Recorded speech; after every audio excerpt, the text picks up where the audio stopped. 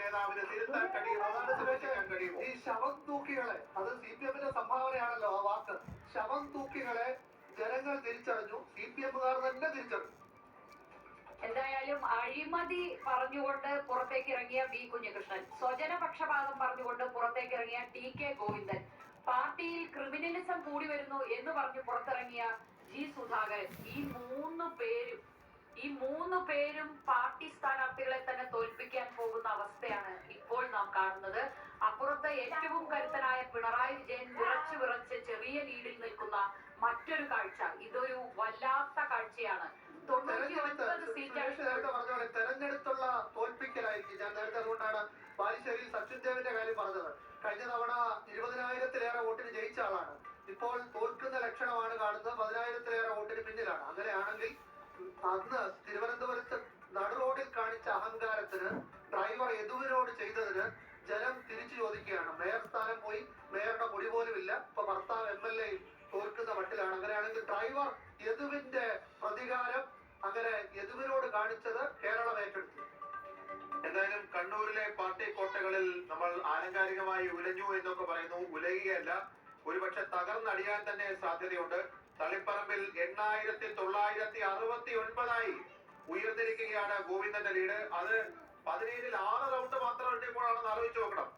PK Shyamala എന്ന് പറയുന്ന CPM സ്ഥാനാർത്ഥിയെ 25,000 വോട്ട് നേടുമ്പോൾ 34,000-ഓളം വോട്ടുകളാണ് ഗോവിന്ദൻ അവിടെ നേടിയിരിക്കുന്നത്. അക്ഷരാർത്ഥത്തിൽ തളിപ്പറമ്പിന്റെ ചരിത്രത്തിൽ ഇന്നോളം ഇല്ലാത്ത ഒരു ജനവിധിയിലേക്ക് എല്ലാ മുതിർന്ന നേതാക്കൾക്കും വിവിധ മണ്ഡലങ്ങളുടെ ചുമതല കൊടുത്തതാണ്.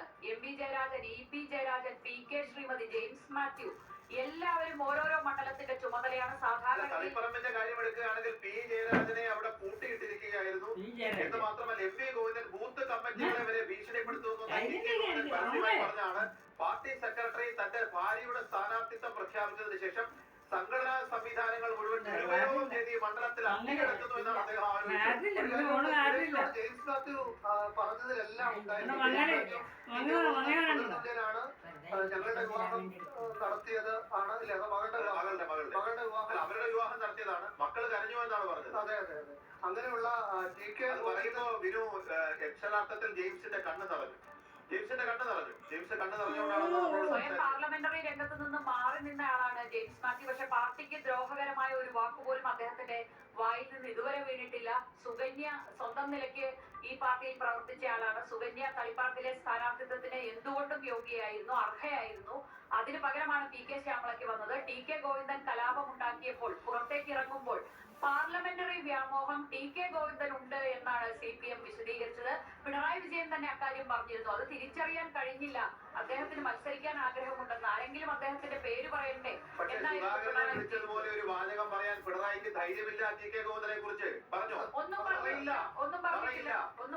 TK ഗോവിന്ദൻ അറിയാത്ത ഒരു രഹസ്യവുമില്ല.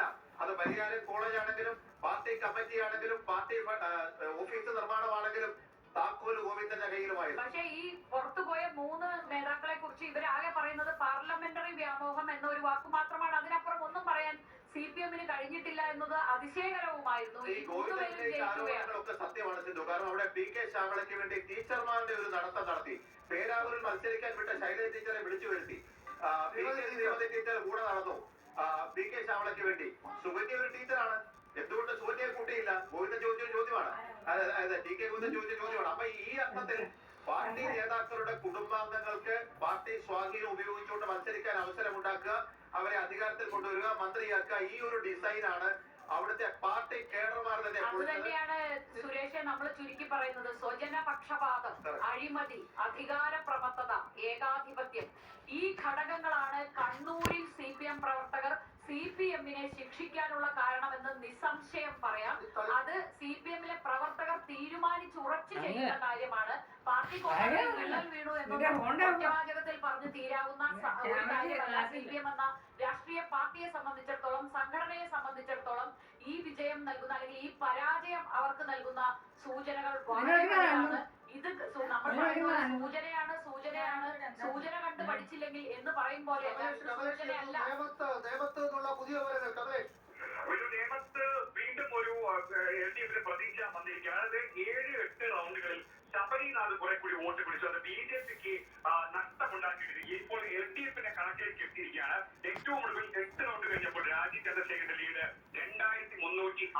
6 അതായത് ലെഫ്റ്റ് കണക്കുകൂടുന്ന അത്രമാത്രം ലീഡ് മാത്രമേ ബാക്കിയുള്ളൂ. ഇനിയാണ് ശിവൻകുട്ടിയുടെ ഏറ്റവും ശക്തി കേന്ദ്രങ്ങൾ എണ്ണാൻ പോകുന്നത്.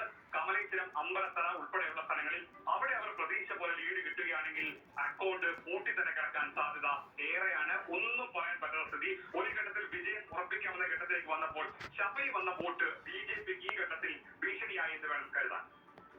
എന്തായാലും BJP CPM ഇഞ്ചോടിഞ്ച് പോരാട്ടത്തിന്റെ നേമത്ത് നടക്കുന്നു. അവസാന ഫലം അറിയാൻ അല്പസമയം കൂടി കാത്തിരിക്കുകയാണെങ്കിൽ വിജയിക്കുകയാണെങ്കിൽ ശ്യാമള തോൽക്കുകയാണെങ്കിൽ അത് ആന്തൂർ സാജന്റെ ഓർമ്മയ്ക്ക് മുന്നിലുള്ള ഒരു തിരിച്ചടി കൂടിയായിരിക്കും. ആന്തൂർ സാജന്റെ എങ്ങനെ നാം കണ്ടതാണ്.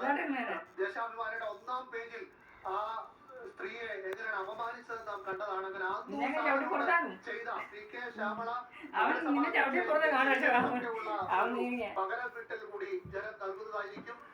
നേരത്തെ നവീൻ ബാബുവിന്റെ മരണം അറിയാം. നവീൻ ബാബുവിന്റെ മരണത്തിന്റെ സമയത്ത് PP ദിവ്യയെ ജയിലിൽ കൊണ്ടുവിടുന്നു, സ്വീകരിക്കാൻ ജയിലിൽ നിന്ന് ഇറങ്ങുമ്പോൾ സ്വീകരിക്കാൻ വരുന്നു. അതിലൊക്കെ ശ്യാമളയും സംഘവും എല്ലാം ഉണ്ട്. അങ്ങനെ നവീൻ ബാബുവിന്റെ മരണം ജനം മറക്കുന്നില്ല. നവീൻ ബാബുവിന്റെ മരണത്തിൽ BP ദിവ്യക്കെതിരെ നടപടിയെടുക്കാൻ CPM നിർബന്ധിതമായി. ഒരർത്ഥത്തിൽ ചോദിച്ചാൽ അതിനെക്കാട്ടിലും ഗൗരവമുള്ള സംഭവമായിരുന്നില്ലേ ആന്തൂർ സാജന്റെ? ആലോചിച്ച് നോക്കൂ. PK ശ്യാമള മുനിസിപ്പൽ ചെയർമാനായി ഇരിക്കുന്ന മുനിസിപ്പാലിറ്റിയിൽ നേരിട്ട് പാർട്ടി ജില്ലാ ഘടകം ഇടപെട്ട് പരിഹരിക്കണമെന്ന് പറഞ്ഞിട്ട് പോലും നീതി കിട്ടാതിരുന്നു.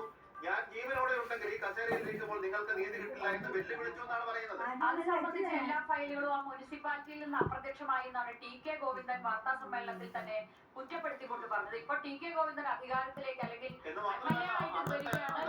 അധികാരത്തിലേക്ക് വരികയാണ്. അങ്ങനെയെങ്കിൽ ഈ ഉന്നയിച്ച പ്രശ്നങ്ങൾക്കെല്ലാം ഇതിന്റെ ഒരു അന്വേഷണത്തിലൂടെ മറുപടി ഉണ്ടാകുമെന്ന് നാം പ്രതീക്ഷിക്കുകയും വേണം. അതുകൂടി ഈ ഘട്ടത്തിൽ പറഞ്ഞു തന്നെ പോകണം. ഇതൊന്നും വെറും ആരോപണങ്ങളൊരിക്കലും മാറിപ്പോകാൻ പാടുള്ളതല്ല. സഹായിച്ച ആളുകളെ പിന്നീട് പറഞ്ഞത് അത് ആ കോൺസ്പിറസിയുടെ തിയറി അങ്ങനെ നീണ്ടു പോവാണ്. ഗോവിന്ദൻ ഉന്നയിച്ച ഈ ആരോപണങ്ങളൊക്കെ സിന്ധു മത്സരിച്ച് ഗോവിന്ദൻ ലക്ഷ്യം വെക്കുന്നത് MV ഗോവിന്ദന്റെ നേതൃത്വത്തിൽ അവിടെ ഉണ്ടായ ഒരു സാമ്രാജ്യത്തിന് തീർച്ചയായിട്ടും അത് ഗോവിന്ദൻ വിടില്ല. കാരണം TK ഗോവിന്ദനെ ലക്ഷ്യം പിണറായി വിജയനല്ല. അദ്ദേഹം ലക്ഷ്യമിടുന്നത് പാർട്ടി സംസ്ഥാന സെക്രട്ടറിയെ കേന്ദ്രീകരിച്ചൊരു ഒരു ഉപജാപക സംഘമെന്നാണ് അദ്ദേഹം പറഞ്ഞത്. സെക്രട്ടറി ആവുന്നത് പോലും ഇത്തരം മറ്റ് താല്പര്യങ്ങളുടെ പുറത്താണെന്നും അതിനൊപ്പം നിൽക്കുന്ന മറ്റു നേതാക്കളും കണ്ണൂരിൽ തന്നെ ഉണ്ട്. പാർട്ടിക്ക് ഔദ്യോഗികമായി അംഗീകരിക്കാൻ പറ്റിയാലും ഇല്ലെങ്കിലും നാട്ടുകാർക്ക് മുഴുവൻ മനസ്സിലാകുന്ന കാര്യവുമാണ്. അങ്ങനെ 21 ചരിത്രവും തിരുത്തിക്കൊണ്ട് മണ്ഡലങ്ങളിൽ ഇപ്പോൾ കോൺഗ്രസ് സ്ഥാനാർത്ഥികൾ മാത്രം ലീഡ് ചെയ്യാണ്. കോൺഗ്രസ് പാർലമെന്ററി പാർട്ടിയുടെ ഈ സമീപകാല കേരള രാഷ്ട്രീയ ചരിത്രത്തിലെ ഏറ്റവും വലിയ ലീഡ് നിലയാണിത്. ഇന്ത്യൻ യൂണിയൻ മുസ്ലിം ലീഗ് ഭിന്നുന്ന വിജയമാണ് നേടുന്നത്. 27 മണ്ഡലങ്ങൾ മത്സരിച്ചു. 23 അവർ ലീഡ് ചെയ്യുകയാണ്. CPMന്റെ ലീഡ് 25 കുറഞ്ഞിരിക്കുകയാണ്. 23 മണ്ഡലങ്ങളിൽ 23 ലീഗ് ലീഡ് ചെയ്യുമ്പോൾ 82 സീറ്റിൽ മത്സരിച്ച CPM ലീഡ് ചെയ്യുന്നത് 25 സ്ഥലത്ത് മാത്രമാണ്. CPI പോലും 9 സ്ഥലങ്ങൾ ലീഡ് ചെയ്യുന്നുണ്ട്. അപ്പോ ദയനീയമായ പ്രകടനമാണ്. സ്വതന്ത്രന്മാരുടെ 90 സീറ്റിൽ മത്സരിക്കില്ല CPM. അതെ.